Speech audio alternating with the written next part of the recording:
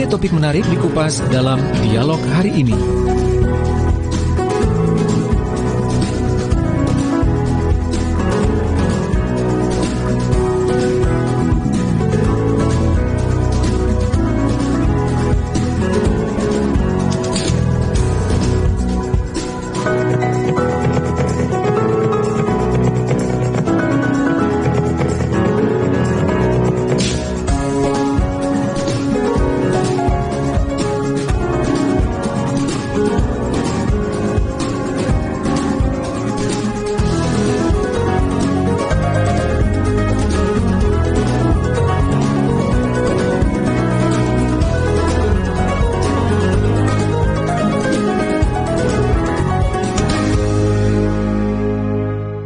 Selamat pagi sahabat Jawa Timur, selamat datang dalam program Business Talk untuk edisi tanggal 14 Januari 2021.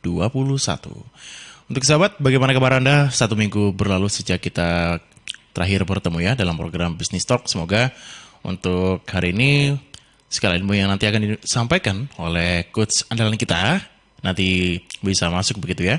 Dan tentunya juga bisa diaplikasikan. Ini temanya menarik sekali nih. Kalau tadi sempat saya baca sore kemarin malam begitu ya. Ini ada kaitannya dengan kerja keras. Kerja keras ini biasanya ada istilah usaha tidak mengkhianati hasil begitu. Dalam berbisnis sahabat, tapi apakah kerja keras saja ini bisa untuk sukses? Apakah Anda yakin? Nah, kalau ada istilah juga, bukan istilah sih, ini sebuah pepatah begitu ya. Kerja keras, kemudian suksesnya itu bonus begitu. Tapi bagaimana? Apa kabarnya dengan keberuntungan begitu ya? Nanti akan kita coba tanyakan langsung dengan Coach Samfri Rusli yang saat ini sudah bergabung via Zoom. Jadi bisa bergeser ini Anda ke suarasidoarjo.id, kemudian juga di channel YouTube kami yang ada di Suara Sidoarjo Live, atau nanti Anda juga bisa mendengarkan melalui radio kesayangan Anda, karena saat ini juga ada di Tulungagung, Trenggalek, dan juga di Nganjuk. Kalau di Tulungagung ini ada RGR FM Tulungagung, bisa Anda dengarkan di sana.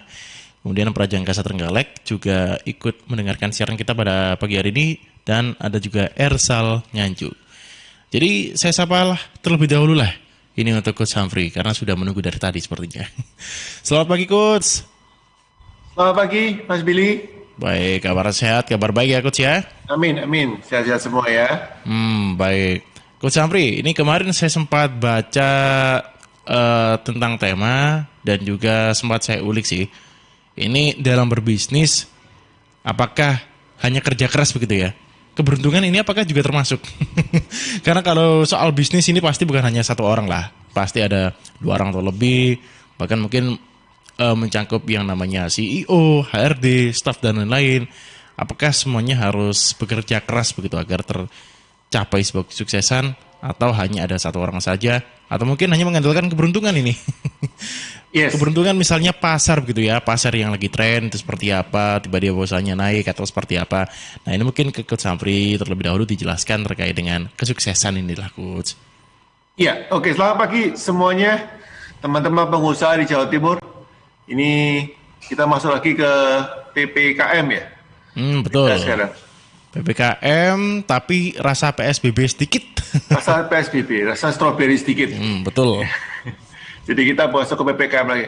Nah, kenapa kok kita angkat tema ini? Karena kita seperti kilas balik ya, flashback ke awal PSBB di bulan apa sih pertama kali itu? Bulan Mei apa? Mei. Itu Mei. Ya, Mei awal kalau tidak salah. Mei awal kalau salah ya. Jadi kita masuk lagi ke rasa-rasa seperti bulan Mei, itu 7-8 bulan yang lalu. Nah, kita ingat bahwa pertama kali kita PSBB itu kan panik semua itu. Nah, betul. Panik semua, malam-malam itu rasanya tegang gitu ya, karena jalan ditutup segala macam ya. Saya masih ingat ke jalan daerah komplek perumahan saya itu bingung pulangnya, ditutupin semua Mas. Jadi benar-benar heran apa ya, kok bisa seperti ini. Nah sekarang kita PPKM mungkin sudah terbiasa. Nah apa hubungannya dengan kerja keras dan kerja cerdas? Jadi gini, kita punya bisnis itu kan ada siklusnya ya.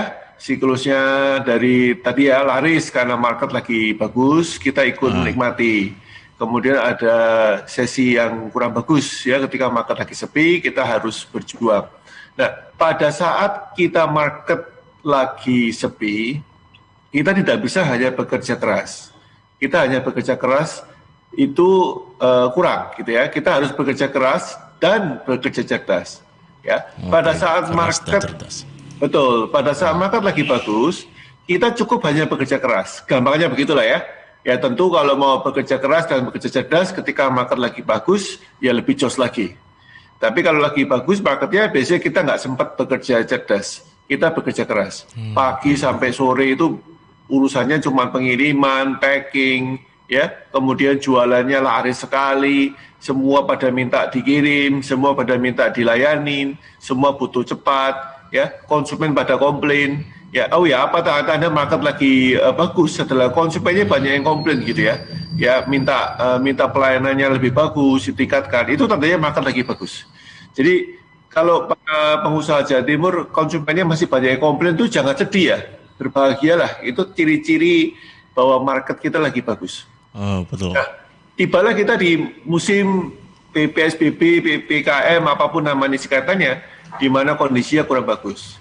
Nah, jangankan ada yang beli, yang komplain aja udah nggak ada yang masuk, ya, karena konsumennya pada ngilang semua. Nah, disinilah kita harus bekerja keras dan cerdas. Maksudnya gimana? Jadi bekerja cerdas itu punya 3 komponen. Satu, kita punya tujuan yang clear. Misalkan, saya mau menjual produk A, ya. Jual produk A ini saya harus jual kemana? Ke siapa? Nah, biasanya saya akan minta kalau klien saya meng-coach ya, saya akan minta teman-teman atau pengusaha yang saya coach itu untuk melakukan kilas balik. Nah, Pak Tilas, ketika market lagi bagus, siapa yang beli ke kita? Di list dulu. Okay. 1, 2, ya, bapak ini, ibu ini, sis ini, bro ini, kakak ini, ya. Nah, kenapa? Karena itu adalah target utama kita untuk mengulang penjualan ke konsumen yang sama. Nah, itu bekerja cerdas, ya. Nah, itu yang pertama ya. Jadi kita tahu tujuannya apa, goal-nya apa. Ya, kita bisa juga buat goal, misalkan produk apa yang laku. Ya, kita fokus produk yang laku dulu. Nah, itu yang kerja cerdas paling standar. 1, 3 ya. Yang kedua adalah kita tahu apa yang perlu kita modifikasi. Itu artinya apa? Perusahaan, produk, service kita itu harus di-adjust dengan kondisi sekarang. Ya, apakah kita memiliki produk yang perlu ditambah pengamanannya, kesehatannya, higienitasnya, terutama kalau makanan ya, F&B, itu kita perlu adjust, kita sesuaikan. Kita promokan ke mereka sesuai dengan kondisi sekarang ini. Itu level 2. Jadi kita adaptif. Istilahnya bukan cuma masalah kesehatan ya. Adaptif itu juga berarti kita sesuaikan dengan gaya belanja mereka. Nah, misalkan mereka mau belanjanya online ya, maka kita harus ada penawaran secara online. Gampangnya seperti itu. Ya, adaptif itu nggak cuma kesehatan, tapi semuanya. Mereka mau bayarnya pakai pembayaran online, ya apapun juga yang banyak sekarang di apps gitu, kita harus melayani. Ya, mereka mau bayarnya di rumah, ya, nggak mau bayar sebelumnya, atau cash on delivery COD, kita harus layani. Jadi kita mesti adjust sesuai dengan apa yang kondisi sekarang. Itu level 2. Jadi ya, level 1 kita harus jelaskan dulu kepada siapa kita jual, sesuai dengan kemarin lakunya kemana. Nah ini, Mas, cilakanya, biasanya ketika pasar lagi rame, kita tidak sempat mencatat siapa yang beli. Kita tidak punya rekor yang jelas. Betul, karena terlena mungkin begitu ya. Karena terlena dan memang waktunya nggak cukup. Sibuk ngejar target, sibuk ngejar cuan, gitu kan? Semua orang pada minta beli ke kita layani. Jadi kita kayak tanda kutip kesetanan gitu ya. Wah laris, diantri orang, wah euforianya bagus banget gitu ya. Ketika market lagi sepi, baru kita ingat-ingat. Dulu tuh yang beli siapa ya? Waduh, catatannya nggak ada semua. Aduh, sedih itu. Nah itu kenapa kok kita di masa-masa bagus itu sebetulnya pastikan kita punya disiplin untuk mencatat siapa yang beli. Karena konsumen kita itu mahal ya. Jadi intinya gini loh, Mas. Masa orang yang ngasih uang ke kita enggak hafalin gitu loh. Ya, betul. Kita enggak inget-inget. Kan aneh tuh. Ya, yang ngasih uang ke kita ya mesti kita catat dengan tinta emas lah. Kira-kira begitu ya. Baik. Ya, jadi yang pertama. Nah, yang kedua, tadi kita tentukan apa yang kita mesti adjust. Ya, sesuai dengan gaya bahasa mereka sendiri, bahasa belanja mereka ya. Mereka belanjanya pakai bahasanya internet, ya berarti kita di internet. Intinya begitu. Ya, nomor 3 yang paling penting saya hold dulu. Karena 2 pertama ini paling utama ya. Jadi kita harus membuat mereka, konsumen kita tuh paham bahwa kita ini memang bekerja itu taktis gitu ya. Nggak sekedar tembak ngawur iklan ke semua orang. Oke. Bahkan yang beli malah yang lama-lama malah nggak diiklanin lagi. Ya ini kan konyol. Coach, tapi kalau misalkan kita tadi untuk poin pertama mencatat para pembeli kita atau konsumen kita yang tadi sudah tercatat begitu ya. Kemudian kita minta testimoni untuk dipasarkan, itu apakah masih boleh sebenarnya, Coach? Testimoni dari konsumen. Betul, ha. Oh iya, jelas minta izin lah. Kalau Baik. kita minta izin diberi, kalau nggak dikasih izin ya jangan dilakukan. Nanti kita akan dimarahin. Karena itu sering terjadi sekarang. Biasanya kalau misalkan membeli sebuah brand atau apa, untuk konsumennya tadi disuruh untuk mungkin foto, diberikan kepada kita upload akhirnya. Begitu biasanya memang kalau orang yang bisnisnya di bidang brand begitu ya. Nanti saya kasih tips sedikit ya. Ada satu yang menarik ya, bahwa tidak semua testimoni itu powerful. Oke. Ya, jadi ada risetnya sebetulnya, tapi saya kasih poinnya saja ya. Nanti setelah ini saya kasih tips ya, bahwa testimoni itu ada timingnya. Kalau timingnya tidak disertakan, efektivitasnya langsung drop. Oke. Oh, baru ngehini saya. Iya. Oh, baik. Jadi kalau soal timing berarti sangat berpengaruh ya, apalagi soal testimoni tadi. Ngaruh banget. Ya. Tapi Coach, kalau kita kembali ke tema awal kita, ini berarti ada kaitannya juga ya, mungkin dengan tadi 2 poin yang disampaikan, dengan kerja keras. Ini kalau kita kerja keras, biasanya pasti akan sukses begitu. Nah, apakah ini juga mempengaruhi kualitas kerja tadi, mungkin untuk mereview kembali poin pertama dan poin kedua begitu, Coach? Ya, kalau kita kualitas kerja ini pasti ada hubungannya dengan kemungkinan sukses kita. Kalau kita kualitasnya buruk ya tentu suksesnya lebih panjang. Sebetulnya ya saya punya prinsip, kalaupun kerja kita itu tidak terlalu bagus, asal kita konsisten, asal kita benar, di jalan yang benar, itu nanti kita masuk ketiga ya, jadi tepat gitu ya. Itu baik. pasti akan sampai juga. Sebetulnya ya kan pepatah mengatakan kan, tidak peduli seberapa lambat Anda, selama Anda tidak berhenti, Anda akan sampai juga. Gitu ya, Anda akan sampai juga. Jadi kita mesti tahu mau kemana, kita harus tahu jalannya apa, kita harus belajar strateginya bagaimana, sudah, kemudian dilakoni saja, ditekuni saja. Itu prinsip saya sebetulnya. Tapi pastikan kalau tidak salah jalan, karena konsisten ke arah yang salah, ya kita akan sampai ke tempat yang salah. Intinya gitu kan. Baik-baik. Kalau konsistennya benar ya kita akan sampai ke tempat yang betul. Baik. Jadi tadi saya kalau menyimpulkannya mungkin untuk poin 1 dan 2 ini hitungannya masuk ke kerja keras begitu ya. Kemudian kalau yang tadi sempat saya singgung di awal itu terkait dengan keberuntungan itu mungkin faktor market begitu. Ya, jadi keberuntungan itu sebetulnya kan kesempatan ketemu dengan kesiapan.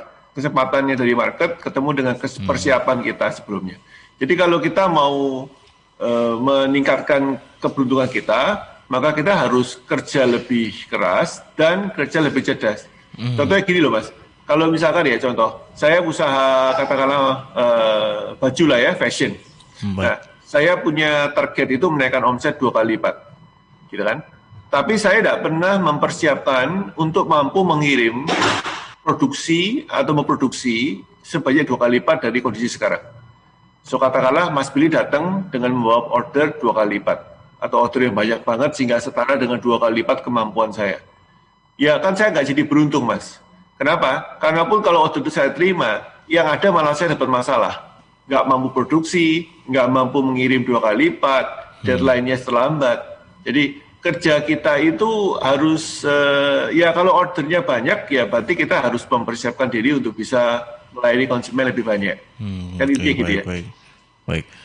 Itu berarti memang harus dipikirkan matang-matang ini sahabat. Jadi jangan asal langsung menerima begitu ya. Ini betul. Jadi pertanyaan saya juga Coach. Kalau soal stigma ini terjadi, kalau levelnya di perusahaan besar, apakah seorang HRD ini juga harus memberikan awasan? Atau mungkin seorang atasan harus memberikan awasan seperti mungkin tadi yang disampaikan ada poin 1-2 ya. Apakah HRD juga harus menerapkan ini kepada para bawahannya? Itu kalau mungkin levelnya perusahaan besar gitu.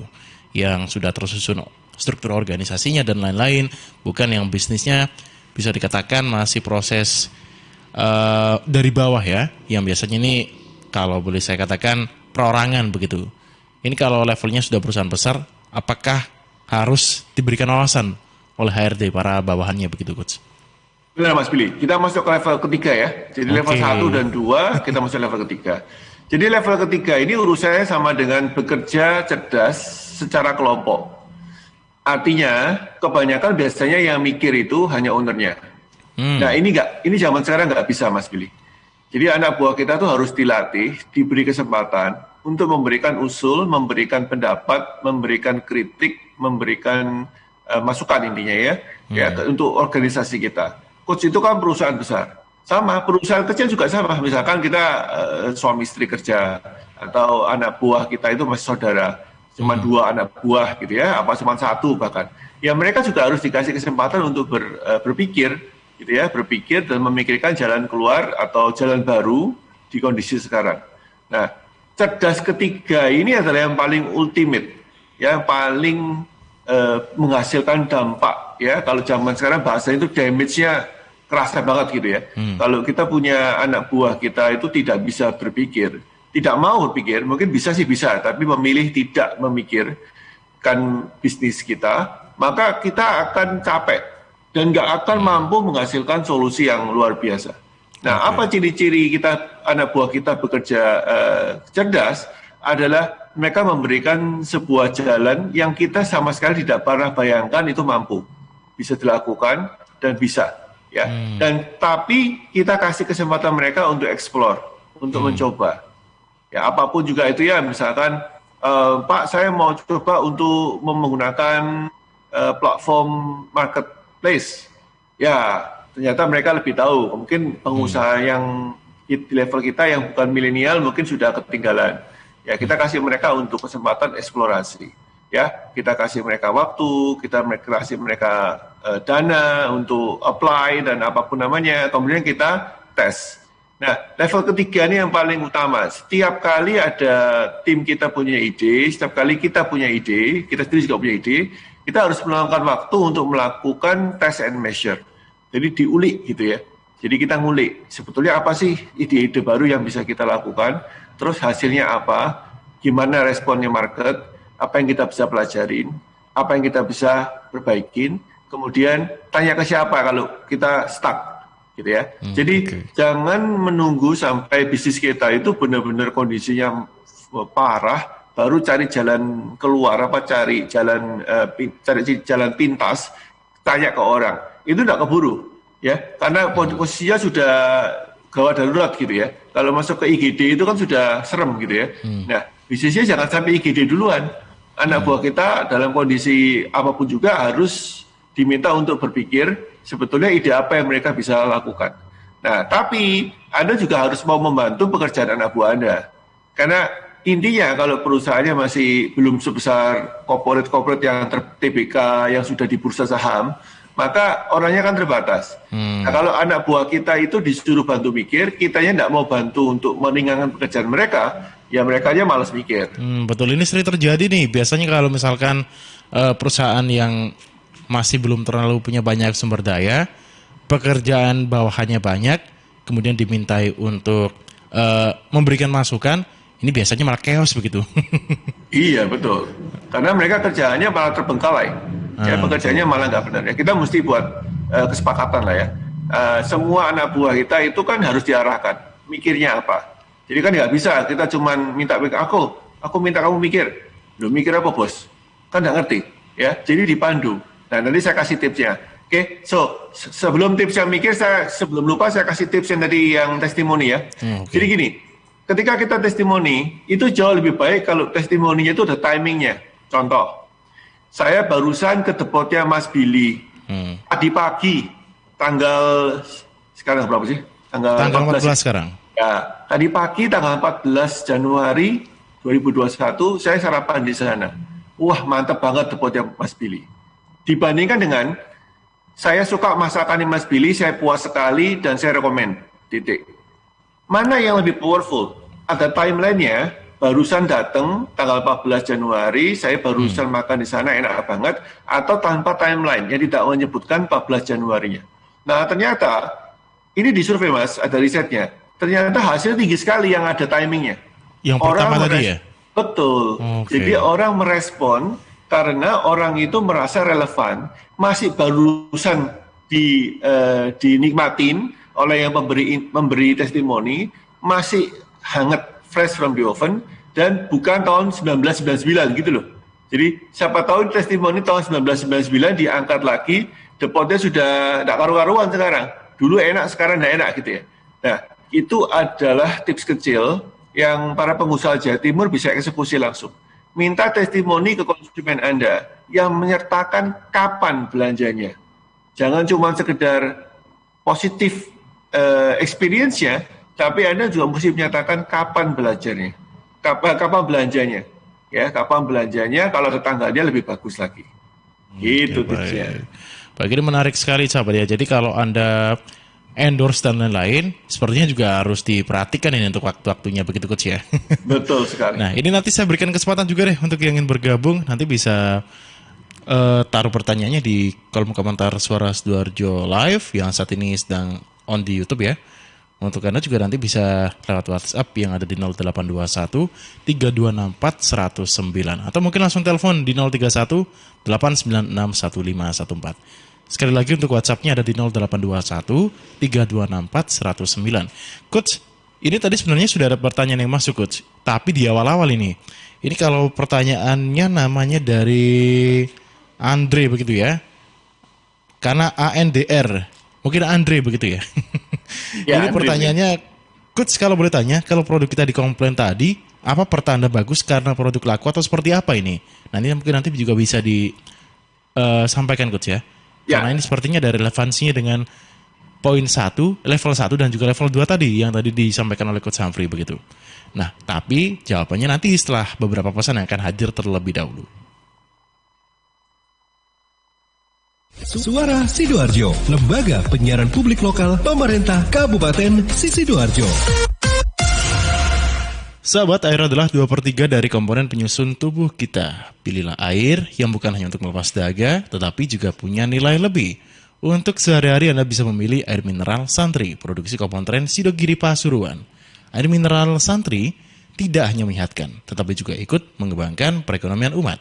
Bisa didapatkan dalam kemasan 120 ml, 240 ml, 330 ml, 600 ml, 1500 ml, dan juga galon. Info lengkap dan pemesanan Anda bisa hubungi Ustadz Muhammad Segar, Chef Lantabur Sidoarjo dengan telepon 0821 3404 0289 0821 3404 0289. Distributor air mineral Santri untuk wilayah Sidoarjo ada di Jalan Sabu RT 3 RW 1 Plumbungan, Sukodono Sidoarjo. Air minum, pilihlah Santri. Sahabat, kita tahu bahwa merokok dapat mengganggu kesehatan, apalagi rokok ilegal. Ciri-ciri rokok ilegal yaitu rokok yang beredar di pasaran tanpa pita cukai, memakai pita cukai palsu, memakai pita cukai bekas, atau rokok yang memakai pita cukai yang salah peruntukan. Dengan harga jual yang murah, maka rokok ilegal pasti berdampak negatif, diantaranya meningkatkan jumlah perokok pemula dan juga berdampak pada penerimaan negara. Mari bersama-sama memberantas rokok ilegal. Iklan layanan masyarakat ini dipersembahkan oleh Bea Cukai Sidoarjo. Siska. Apa? Kenapa? Ada asbak rokok nggak ya? Pinjem dong. Duh Iwan, maaf banget ya sebelumnya. Kenapa? Di sini nggak ada asbak rokok. Gimana dong? Emang nggak ada yang rokok di rumah ini ya? Ih, papaku itu udah lama banget berhenti ngerokok. Jadi nggak ada yang rokok di rumah ini. Ada ya? Tak kasih tahu ya Iwan ya. Kalau kamu ngerokok di ruangan itu juga bahaya loh. Pertama nih, zat beracun dari asap rokok kan nempel di dinding, karpet, perabotan. Itu kan bakal dilepaskan lagi ke udara. Nah, sistem ventilasi tetap nggak akan menghilangkan partikel dan gas beracun di udara walau di rumah pakai filtrasi udara atau exhaust fan. AC sentral dan buka tutup pintu juga tetap susah ngilangin kontaminasi dari asap rokok gitu. Masa sih? Iya, nggak percaya. Betul. Siska. Kita aku tambah suka. Sama Cici mulai lagi deh ngubalnya. Namanya juga usaha. Ingat, jangan merokok di tempat umum. Iklan layanan masyarakat ini dipersembahkan oleh Suara Sidoarjo. Your multi-platform radio. Sahabat, kalau Anda melihat lampu penerangan jalan umum atau BCU padam, kemudian pohon tumbang di sekitaran wilayah Sidoarjo, sekarang bisa dilaporkan melalui aplikasi e-Lingkungan. Dinas Lingkungan Hidup dan Kebersihan DLHK Kabupaten Sidoarjo meluncurkan e-Lingkungan. Caranya, download saja di Play Store, kemudian login dengan memasukkan nama, nomor telepon, dan nomor induk kependudukan atau NIK. Setelah masuk, sahabat bisa langsung memanfaatkan layanan e-Lingkungan, dan untuk pengaduannya bisa langsung memilih buat pengaduan. Kemudian tuliskan lokasi dan klik tombol berlogo MAP. Selanjutnya juga tuliskan deskripsi aduan, dan yang terakhir kirimkan foto dan data pengaduan untuk diverifikasi. Adukan lampu PJU padam, pohon tumbang melalui aplikasi e-Lingkungan. Informasi ini dipersembahkan oleh DLHK Kabupaten Sidoarjo. News, Talk, and Music Hits. Suara Sidoarjo. Your multi-platform radio. Baik sahabat Jawa Timur, terutama yang ada di Sidoarjo, Nganjuk, Tulungagung, dan juga di Trenggalek, masih bersama dengan Coach Humphrey dan juga saya Billy dalam program Business Talk. Coach, ini mungkin dijawab terlebih dahulu deh untuk pertanyaan tadi, karena sudah masuk satu lagi ternyata Coach, ini untuk pertanyaannya. Oke, siap. Sudah ada dua. Yang pertama tadi diulang sedikit Mas. Baik, ini yang pertama tadi yang bertanya dari ANDR tadi ya, Andre, atau kita sebut saja Andre begitu. Coach, kalau boleh tanya, kalau produk kita dikomplain tadi, apa pertanda bagus karena produk laku atau seperti apa? Ini maksudnya mungkin produknya itu ada yang komplain. Nah, dia itu merasa apakah ini diperhatikan begitu produknya atau seperti apa oleh konsumen, Coach? Ya, terima kasih. Pada intinya ya, semua orang komplain pasti ada dasar komplainnya kan. Gak mungkin kan komplain kemudian tanpa dasar. Ya, yang kita lihat jangan komplain ya, yang kita lihat dasarnya dia komplain apa. Ya, jadi kalau dasarnya itu relevan dengan core bisnis kita dan sesuai dengan apa yang kita ingin capai dan kita yang menciderai dasar bisnis kita, ya kita perbaiki. Ya, jadi kalau mereka komplainnya dasarnya tidak sesuai dengan misi bisnis kita, ya tentu tidak bisa kita komplain, tidak bisa kita layanin. Ya, tapi kalau kita semua komplain kita layanin, ya tentu kita yang habisin waktu dan tenaga, energi kita kan habis. Jadi setiap kali ada komplain, cari dulu dasar komplainnya itu apa. Ya, kalau tidak ketemu dasarnya, ya kita tidak bisa layanin. Yang kita perbaikin itu adalah dasarnya, bukan komplainnya. Nah, bedakan antara komplain dengan meminta ganti rugi, itu beda loh ya. Jadi misalkan orang bilang, ini saya nggak mau barang saya minta diganti barang lain, atau saya minta diganti uang, atau saya minta diganti barang lain plus kasih uang karena kompensasi. Ini urusannya udah lain. Jadi komplain itu urusannya adalah masalah ketidaksesuaian antara dasar mereka, konsumen ekspektasi, dengan delivery kita, dengan kemampuan kita untuk melayani konsumen. Dasarnya apa dulu? Kita lihat ya. Nah, tapi kalau sudah masuk kategori yang klaim, kemudian minta mereka untuk ganti rugi, ini urusannya sudah lain. Ya, kita harus ada policy untuk menjelaskan ini. Jadi bisa saja policy-nya itu ada, kita mengganti, tapi dasarnya tidak sesuai. Kita tidak bisa mengeksekusi itu, ya. Tapi ada juga bisa dasarnya sesuai, tapi kita tidak punya policy untuk menangani komplain. Ya, sebetulnya yang baik adalah ada kebijakan. Kalau orang komplain seperti apa, dasarnya dicari dulu, sesuai nggak dengan inti bisnis kita. Kemudian baru kita bikin SOP-nya, gimana cara menghandle-nya. Ya, kalau mau diganti bagaimana, kalau mau dilayani bagaimana, dan seterusnya. Ya, saya nggak tahu ini Kak Andre tanyakan sejauh mana supaya saya bisa jawab lebih komplit. Ya, saya kasih dua ya. Jadi ada dua, satu adalah dasarnya apa dulu, jelaskan, ditanyain dulu, dan kemudian kita lihat apakah sesuai nggak dengan inti bisnis kita. Dan yang kedua adalah apakah ada SOP-nya untuk menghandle komplain. Ya, dua-duanya harus ada. Oke, baik. Jadi itu ya, Mas atau Pak Andre. Kalau masih ingin tanya nggak apa-apa ini. Ditambahin lagi aja. Nah, ini untuk yang kedua tadi dari siapa ini ya? Ini namanya ini agak seret kemudian R begitu. Jadi ini pendengar baru sepertinya ya. Coach, soal relevansi waktu tadi, apakah sama dengan timing posting di Instagram saat traffic lagi padat begitu? Nah, ini tadi sebelum jeda ini. Betul. Ini tips saya yang sebelum jeda. Jadi sebetulnya beda ya. Kalau memang ada relevansinya mungkin ada. Mungkin bisa tanya sama teman-teman yang ahli di Instagram atau sosial media yang lain yang bisa bantu. Ya, cuman yang saya masukkan adalah kontennya itu, membacanya itu, pembacanya itu harus bisa merasakan bahwa oh ini barusan. Ya tentu lebih baik kalau pembacanya itu banyak. Ya kalau pembacanya banyak berarti ya pastikan kalau kita upload ya di jam-jam ketika pembacanya banyak, itu aja sih intinya. Ya, kalau testimoninya nggak ada yang baca kan, ya percuma testimoninya diupload. Ya filosofinya kan begitu ya. Ya apakah ada relevansinya ya seharusnya ada. Cuman supaya saya nggak salah kasih jawaban, bisa tanya kepada teman-teman yang ahli di optimasi sosial media. Tapi kalau begini Coach, kan saat ini di Instagram kan ada fitur video. Untuk videonya ini dulu berdasarkan like, tidak ditampilkan jumlah penayangnya. Sekarang like-nya tidak ditampilkan, tapi jumlah penayangnya atau jumlah jangkauan ini yang ditayangkan. Nah, ini pertanyaannya lebih bagus mana? Penayangan lebih banyak atau mungkin like-nya yang lebih banyak? Karena sekarang like-nya kalau di video sedikit sih. Lebih banyak orang itu hanya menonton saja tanpa nge-like begitu.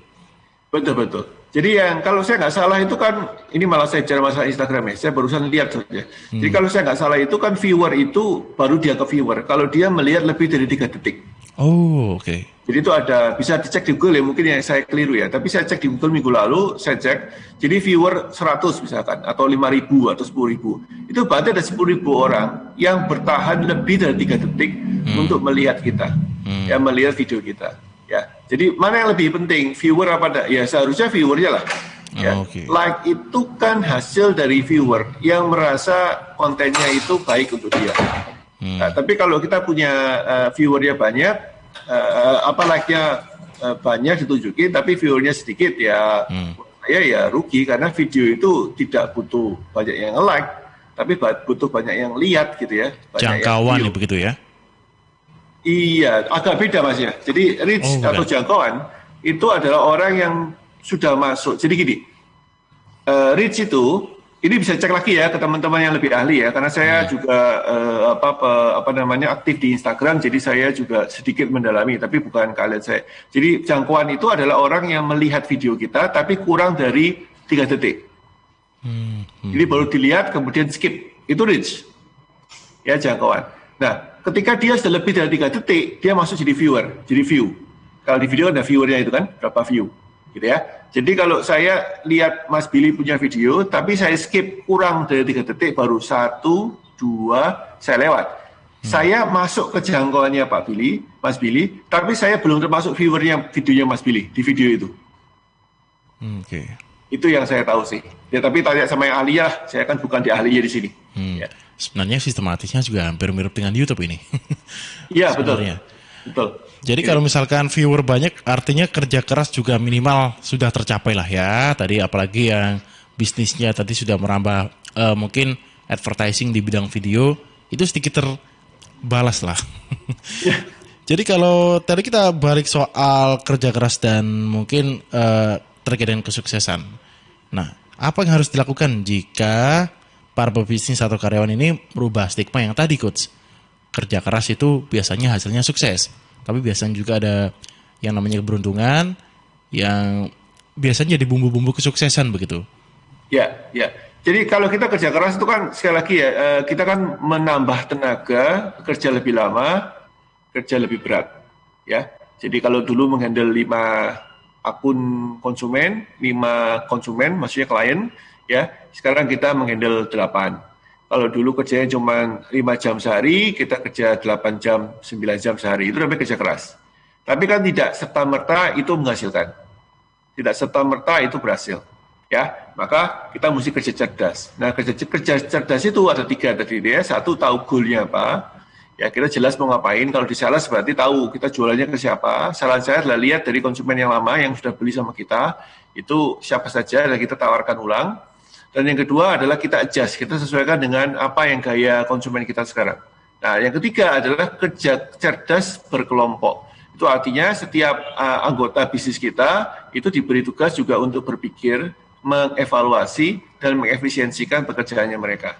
Nah, begini caranya ya. Jadi kalau ini saya ngomong perusahaannya agak besar ya, jadi perusahaan menengah ke atas kan ada delivery, ada sistem pengiriman, ada packing, ya, ada bagian marketing, ada bagian selling, ada bagian internet marketing mungkin gabung ya, ada bagian produksi. Itu kalau perusahaan menengah ya, yang sudah ada strukturnya. Nah, kita setiap divisi itu harus ada 3 pertanyaan, Mas. Ini boleh dicatat mungkin Pak teman-teman pengusaha di Jawa Timur. Tapi kalau lagi naik mobil juga hati-hati ya, minggir dulu ya. Baik, betul. Tengah jalan bahaya. Ketiknya. Jadi 3 pertanyaan untuk setiap divisi. Divisi masing-masing itu ada 3 pertanyaan. Pertanyaan pertama, apa yang paling Anda anggap percuma dan tidak berhasil Anda lakukan? Artinya apa yang Anda anggap sia-sia? Ini ada seorang pengusaha yang saya tanyakan ini, dia tanyakan kepada timnya. Ternyata timnya itu merasa ada beberapa pekerjaan dia itu, ini kok nggak ada gunanya sih Mas, Pak, Bu, kerjaan ini buat apa sih, saya tidak paham. Nah, ini perhatikan ya, pertanyaan ini penting banget. Kalau Anda nggak pernah tanya ini, apa yang menurut Anda kerja Anda itu nggak ada gunanya sia-sia ya? Artinya dikerjakan apa nggak ada bedanya? Dikerjakan toh juga besok diulangi lagi. Kerja begini terus ngapain? Kok buang-buang tenaga? Tapi mereka nggak berani tanya. Mereka nggak berani ungkapkan karena sungkan, karena takut. Disimpan terus dalam hati. Anda sebagai pengusaha, tanyakan ini.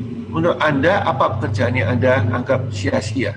Artinya buang-buang waktu, buang-buang tenaga. Nggak efektif, nggak efisien. Itu satu. Dan Anda akan kaget ya jawabannya. Oh, kalau ini menurut saya nggak efektif Pak, maaf Bu ya, ini menurut saya kok percuma sia-sia. Nah, dari sana Anda belajar, sia-sia kenapa? Harusnya bagaimana? Ya, itu namanya kerja cerdas. Pertanyaan kedua, apa yang paling Anda sukai di perusahaan, di divisi Anda, di pekerjaan, di job desk Anda, itu apa yang Anda paling nikmati itu yang mana? Nah, ini pertanyaan penting lagi. Kenapa? Kalau kita nggak tanya ini, kita nggak tahu apa yang mereka benar-benar enjoy dan mereka mendapatkan kebanggaan atau kepuasan dalam melakukan itu. Yang paling enak itu apa sih? Kerjaan bagianmu itu yang paling kamu nikmatin yang mana? Ya, jadi kuasailah yang Anda paling suka. Itu rumus yang paling baik untuk bisnis. Jadi kalau Anda sukanya itu tentang misalkan hubungan ke relasi ke konsumen. Ya, tapi divisi Anda itu ternyata sedikit mengandung unsur relasi ke konsumen. Maka sebetulnya kan Anda salah jurusan gitu ya. Anda bekerja di tempat yang salah. Jadi anak buahnya perlu tanyain, Anda paling suka itu apanya dari kerjaan Anda? Boleh itu accounting-nya, tanyain ya, boleh itu bagian gudangnya, boleh bagian marketingnya. Anda paling suka di mana? Ya. Kemudian yang ketiga, nah ini yang paling krusial, ini paling utama, yang paling menentukan titiknya, apakah kita bekerja cerdas apa tidak. Ya, kalau Anda, ini pertanyaannya, jika Anda bekerja lebih sedikit, lebih singkat maksudnya, dengan waktu yang lebih singkat, tapi hasilnya sama, apa yang Anda mau rubah? Misalkan kalau seorang bagian marketing, kalau Anda ingin bekerja lebih sedikit, tapi yang respon, yang DM, yang tanya produk jasa Anda, yang datang ke Anda punya fanpage, itu lebih banyak. Apa yang Anda bisa lakukan? Nah, ini jawabannya sulit, ya karena mereka mesti berpikir, kalau kerjanya lebih sedikit, lebih singkat, tapi dapatnya lebih banyak, itu apa? Di divisi masing-masing ya. Jangan tanya yang di luar divisi, jangan orang HRD ditanyakan tentang marketing, ya ngeblank, Mas Billy. Betul. Ya. Jadi coba cari jalan baru yang bisa mereka pikirkan di divisi masing-masing. Nah, ini para pengusaha juga mesti kasih kesempatan mereka untuk sharing. Ya, jadi jangan cuman sok tahu sendiri, karena zaman sekarang bisa aja informasi itu tidak sampai ke telinga kita, tidak sampai ke kita, informasi yang tepat untuk perusahaan kita ya, maksudnya kalau informasi yang umum banyak kita bisa Google sendiri, tapi kadang-kadang informasi yang tidak yang tepat itu nggak sampai ke telinga kita, yang tahu anak buah kita. Betul. Jadi tanyakan 3 itu ya, apa yang menurut mereka sia-sia, apa yang menurut mereka itu happy banget melakukan, dan apa yang bisa mereka lakukan untuk mendapatkan hasil yang sama dengan waktu yang lebih sedikit. Dan mungkin SOP-nya perlu diganti, mungkin aturan main perusahaannya perlu dirubah, ya lakukan itu. Ya, jadi kita punya kerja keras itu baik, dan harus. Tapi kerja cerdas ini yang jarang dilakukan. Karena kita cuman bondo ngotot gitu loh. Nah, zaman sekarang kalau cuman pakai ngotot aja nggak bisa. Harus pakai otak ya, jangan pakai otot saja ini. Betul. Tapi Coach, itu ada hubungannya atau tidak ini terkait dengan penempatan posisi seorang staf dan lain-lain, ya akhirnya mengurangi kinerja atau kerja keras mereka jadi tidak kelihatan begitu karena tidak sesuai dengan bidangnya. Nah, itu tanda mungkin bisa dijawab setelah ada pesan yang akan hadir terlebih dahulu, dan ternyata sudah ada satu lagi yang masuk ini Coach. Tapi nanti kita mungkin bacanya juga sekalian saat akan menjawab pertanyaan dari saya tadi Coach ya, terkait dengan penempatan. Apakah juga berpengaruh sebenarnya dengan kerja keras seorang staf atau karyawan? Yes, Mas Billy. Jadi itu kenapa kok saya kasih pertanyaan yang ketiga tadi ya? Baik. Nanti bisa dijawab setelah beberapa pesan ya Coach ya? Oke, siap. Thank you. Baik. Suara Sidoarjo, lembaga penyiaran publik lokal pemerintah Kabupaten Sidoarjo. Tisu, masker, hand sanitizer, apalagi ya? Situ mau kerja atau mau camping sih? Kayak mau naik gunung aja. Hello, selama ini kemana aja? Ini yang perlu disiapin buat adaptasi kebiasaan baru alias new normal. Sekarang ini kita kudu dan harus terbiasa dengan kebiasaan hidup sehat, bersih, sesuai protokol kesehatan. Saat ini kita dalam perubahan pola hidup dalam situasi pandemi COVID-19. Jadi kita perlu melaksanakan adaptasi kebiasaan baru atau protokol kesehatan dalam kegiatan sehari-hari. Jangan lupa pakai masker, tetap jaga jarak, sering cuci tangan pakai sabun dengan air mengalir. Sediakan hand sanitizer kemana-mana. Kalau flu, di rumah saja. Nggak perlu bersalaman, say hello saja. Kalau nyampe di rumah, langsung mandi. Gunakan uang elektronik kalau naik kendaraan umum, jaga jarak. Balita atau lansia di rumah saja. Ayo menuju new normal dengan melaksanakan protokol kesehatan dan menerapkan adaptasi kebiasaan baru. Hei, udah jam berapa nih? Kebiasaan telat juga masuk new normal ya? Ada yang kurang satu, uang sakunya belum. Iklan layanan masyarakat ini persembahan Dinas Kesehatan Kabupaten Sidoarjo. PT Inet Global sejak tahun 2005 bergerak di bidang ICT, Information and Communication Technology, Internet Service Provider atau ISP, web hosting dan domain, fiber optic system dan satelit atau VSAT, memberikan layanan jasa koneksi internet ke seluruh dunia dengan kecepatan tinggi dan harga yang kompetitif.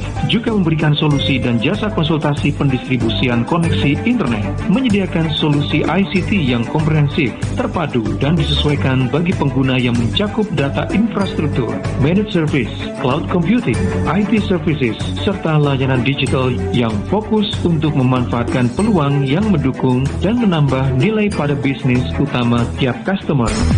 Untuk layanan dan servis Inet, hubungi kantor pusat Jalan Kuningan Barat nomor 8 Jakarta. Telepon 021 299 66900. Kantor Surabaya, Intiland Tower lantai 11, Jalan Panglima Sudirman 101 sampai 103 Surabaya.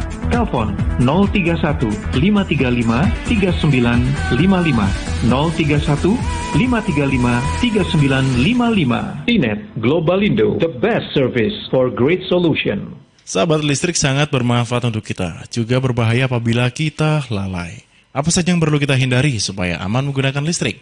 Hindari bermain layang-layang dekat dengan jaringan listrik. Hindari membangun atau memperbaiki bangunan dekat dengan jaringan listrik. Jarak amannya minimal 3 meter. Kemudian, sahabat juga harus menghindari penggunaan tusuk kontak bertumpuk. Berhati-hati saat menggali tanah, supaya tidak mengenai kabel listrik yang ada di dalam tanah. Jangan parkir truk di dekat jaringan listrik. Periksaan instalasi listrik setiap 5 tahun sekali. Jauhkan antena TV atau parabola serta papan reklame dari jaringan listrik. Dan terakhir, sahabat harus menghindari membakar sampah di bawah jaringan listrik. Informasi ini dipersembahkan oleh PLN Persero, Unit Pelaksana Pelayanan Pelanggan Sidoarjo.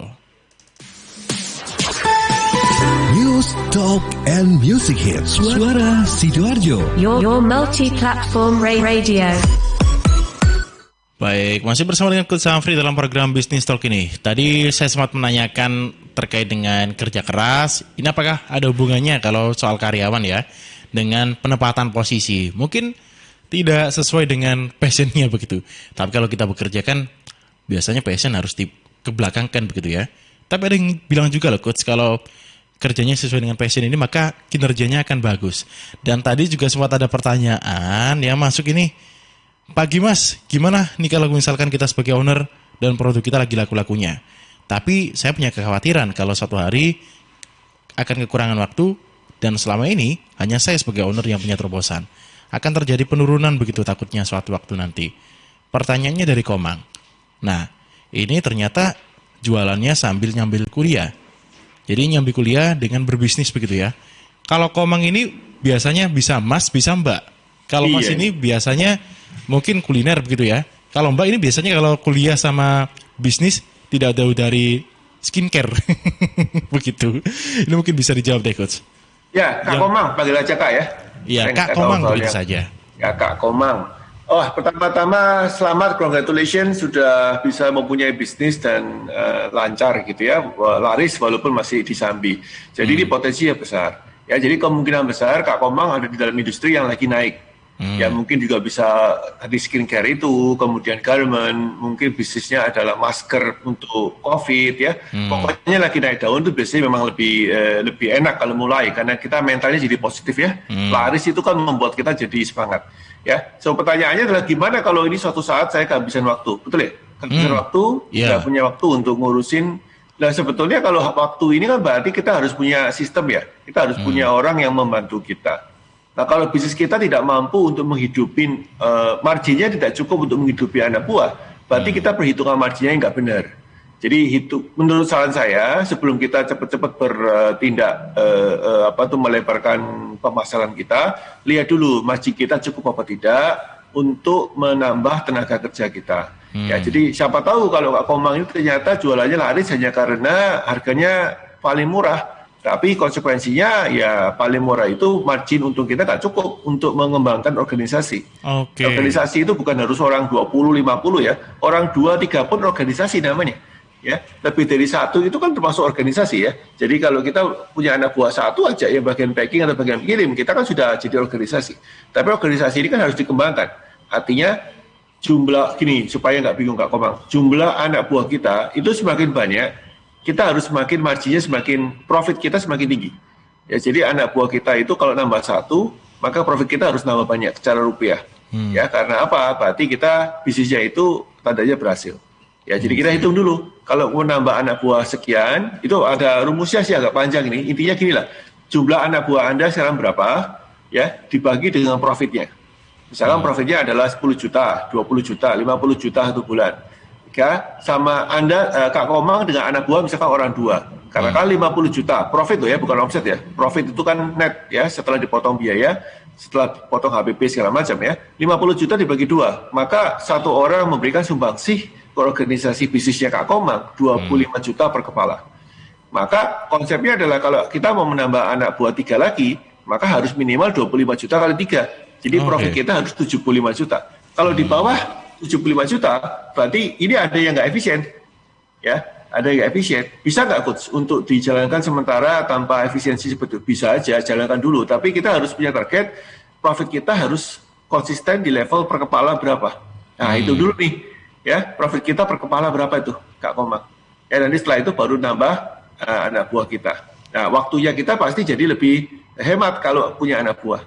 Cuma pastikan kita semakin besar ya, jangan semakin banyak anak buah, semakin tambah lama, tambah sedikit, lama-lama kita tutup perusahaannya. Betul. Biasanya seperti itu masalahnya. Nah, ini tapi tadi saya juga ingin tanya, Coach. Kalau ini masih nyambung pertanyaan si Komang sih ya. Kalau tadi bisnisnya itu tidak mengalami penurunan, justru malah banyak, lebih baik buka jasa rekrut reseller atau mungkin buka tokonya langsung ini. Ya, reseller dropshipper kan lagi naik daun ya. Di sini kan sama dengan distribusi lah. Zaman dulu ada distributor ya, ada retailer, ada reseller, ada retailer gitu ya, sama. Ganti nama saja sebenarnya ya. Ganti nama. Cuma bedanya juga ada yang kalau kita punya dropshipper itu kan setahu saya tanpa modal ya, setahu saya ya.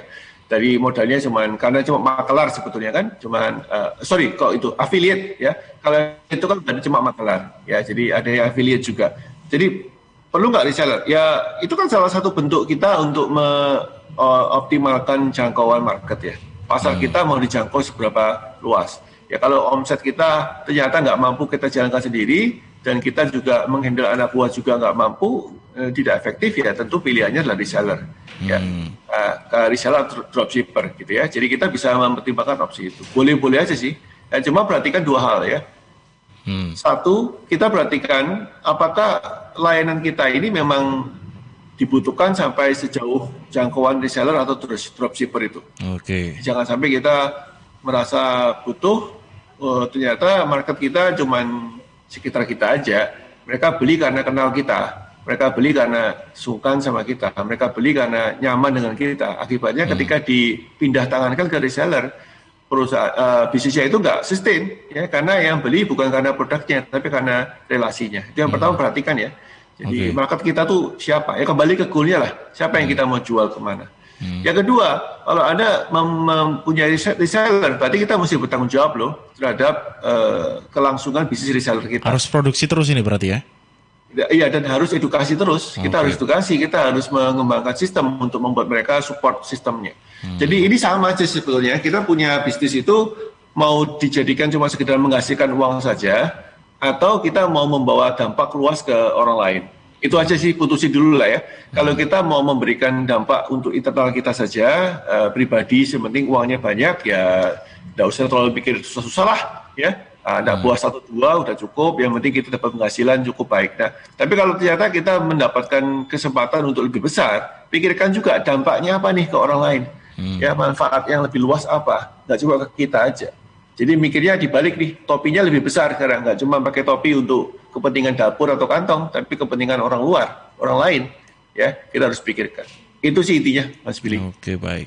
Jadi ini memang harus dipikirkan terlebih dahulu ya, kalau Anda ingin jadi seorang produser atau usahanya ingin menggandeng reseller, tanggung jawabnya besar loh. Coach, ini ke pertanyaan saya tadi soal kerja keras tadi. Kalau misalkan ada karyawan yang kita menaruhnya tidak di posisi terbaiknya begitu, nanti akan berkurang untuk pekerjaannya atau kinerjanya, yang nanti akhirnya dia akan bekerja keras. Tapi kalau ada istilah juga, kalau kita menempatkan orang di tempat yang tepat, bukan hanya kerjanya yang keras, tapi kerjanya juga bisa jadi cerdas. Nah, pilih mana Coach kira-kira Coach? Kerja keras atau kerja cerdas begitu? Saya dua-dua ya, cerdas, keras gitu ya. Tapi bukan keras dulu, kerja cerdas dulu, baru kerja keras. Nah, kalau anak buah the right man in the right place, itu kan pepatah lama. Ya intinya kan sama ya, anak buah kita itu sebetulnya kompeten nggak di bidang itu, kompeten nggak di tempat itu. Kalau nggak kompeten ya nggak bisa. Ya, mungkin kan lebih gampang ngajarin ikan berenang daripada seekor monyet berenang, gitu. Ya, malah jauh lebih gampang, lebih ekstrim lagi. Contohnya mengajarin monyet naik pohon daripada mengajarkan ikan naik pohon, kan gitu. Kan kita kan sia-sia tuh ngajarin orang. Nah, kerja cerdas secara kelompok ini artinya apa? Kita mengoptimalkan nilai kekuatan masing-masing tim kita di tempat yang benar. Sehingga kita tanya, ingat pertanyaan saya yang kedua tadi ya, apa yang Anda nikmatin? Apa yang Anda suka? Nah, kalau jawabannya divisi saya nggak ada yang saya suka, berarti dia bukan belum ketemu di mana masalahnya ini. Kenapa kok dia tidak menikmati? Kenapa nggak ada kepuasan dalam mengerjakan itu? Nah, berarti kita harus cari tahu supaya bisa kita bantu. Nah, itulah bedanya ya.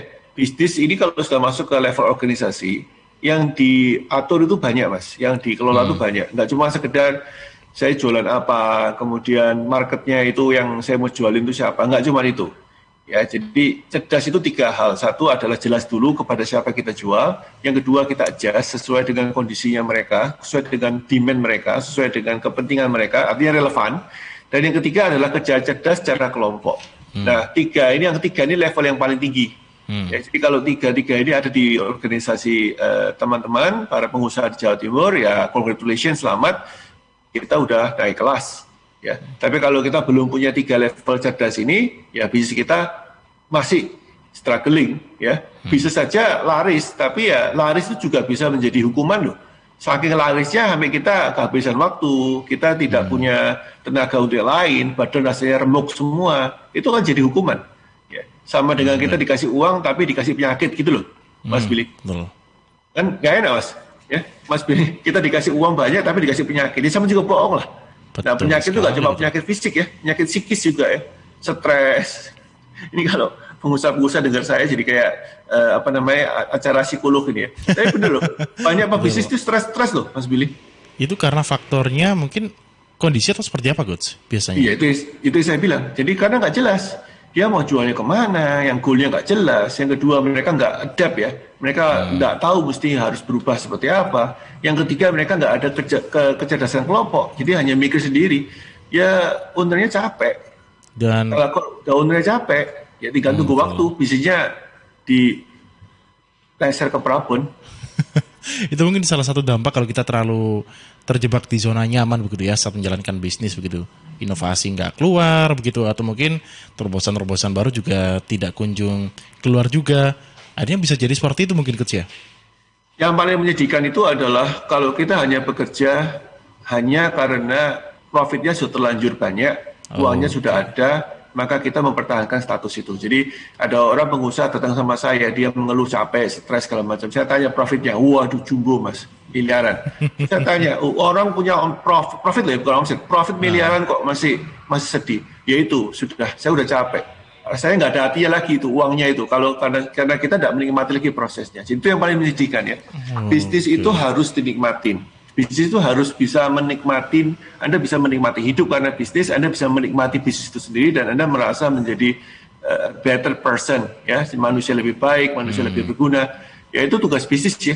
Tapi kalau cuman fokus ke aktivitas semata, ya bisnis namanya ya. Bisnis itu ya repot aja, repot terus tapi lama-lama capek. Akhirnya kita jadi budaknya uang, omset.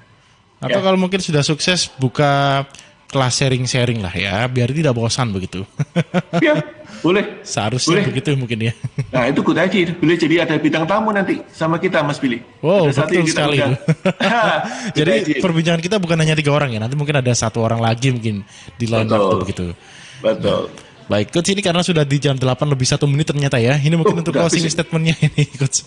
Closing statement-nya apa ya? Jadi saya minta teman-teman para pengusaha Jawa Timur ingat sajalah satu hal ini ya. Kita bisnis itu adalah sebuah kendaraan menuju tujuan yang kita inginkan. Ya, pastikan tujuannya itu jelas.